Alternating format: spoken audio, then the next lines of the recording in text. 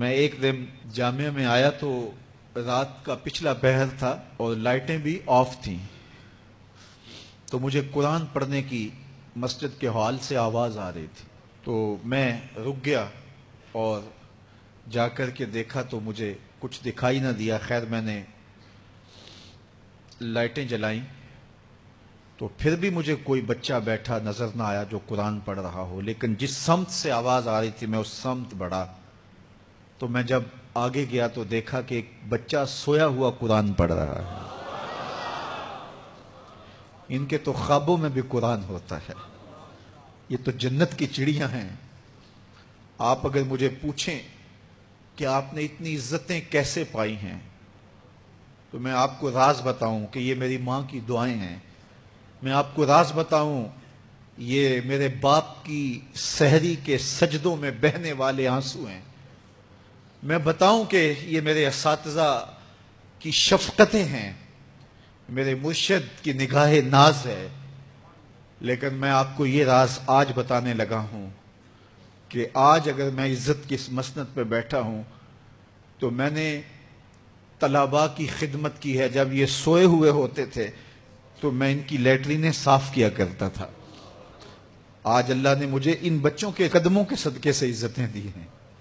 یہ حافظ قرآن بچے، یہ طلباء، یہ اللہ کے مہمان ہیں۔ صحیح حدیث میں آتا ہے کہ طالب علم کے پاؤں تلے اللہ کے نوری فرشتے پر بچھاتے ہیں، جن پر رحمتیں اترتی ہیں، جن کے نیچے فرشتے بھی پر بچھا رہے ہیں۔ تم نے ان پہ بم گرائے اور انسانیت خاموش ہے۔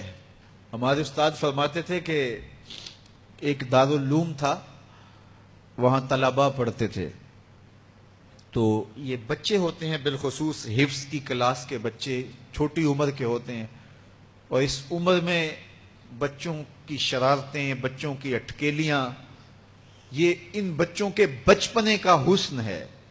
بعض لوگ ہمارے پاس آتے ہیں کہ یہ بچہ شرارتیں بہت کرتا ہے، دم کر دیجئے، تو میں کہتا ہوں یہ شرارتیں ہی تو ان کی عمر کا حسن ہے، جب بڑے ہو جائیں گے تو یہ سنجیدہ ہو جائیں گے۔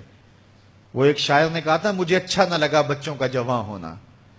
جب چھوٹے ہوتے ہیں تو ان کی شرارتیں ان کا حسن ہوتا ہے، تو وہ سکول میں پڑھتے ہوں، وہ جامعہ میں پڑھتے ہوں، یا وہ کسی فیکٹری میں وہ معصوم بچے کام کرتے ہوں، کسی ڈھابے پہ چائے بیچتے ہوں، تو ان کی طبیعت میں وہ شرارتیں ضرور ہوتی ہیں۔ یہ ایک بچوں کے بچپن کا حسن ہے۔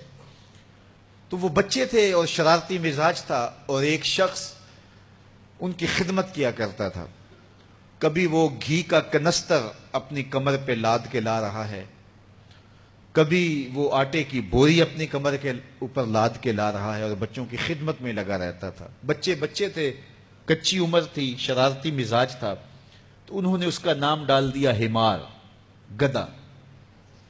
جب بھی بھوک لگی ہوتی اور وقت کھانے کا قریب ہوتا تو کہتے وہ ہمارا گدھا گیا ہوا ہے، ابھی لے کے آئے گا تو کھانا ہم کھائیں گے۔ تو آپس میں انہوں نے اس شخص کا نام جو ان کا خدمت گزار تھا گدھا رکھ دیا۔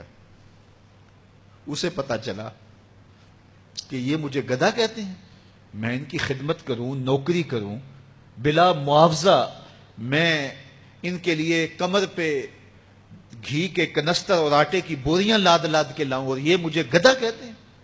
اس نے چھوڑ دیا اور گھر چلا گیا۔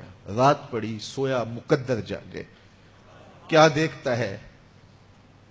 حشر کا منظر ہے، اور وہ طالب علم ہیں، انہیں جنت کا حکم ہوتا ہے، تو وہ اڑ جاتے ہیں اور ضد کرتے ہیں اور اٹکیلیاں کرتے ہیں، نہیں نہیں ہم نے جنت میں نہیں جانا جب تک ہمارا گدھا ساتھ نہیں جائے گا۔ یہ اٹھا اور آنکھوں میں آنسو تھے اور دوڑتا ہوا مدرسے آیا، کہا تم مجھے گدھا کہو، حمار کہو، کوتا کہو، میں نوکری تمہاری ہی کروں گا، کیونکہ تم اللہ اور اس کے رسول کے پیارے ہو۔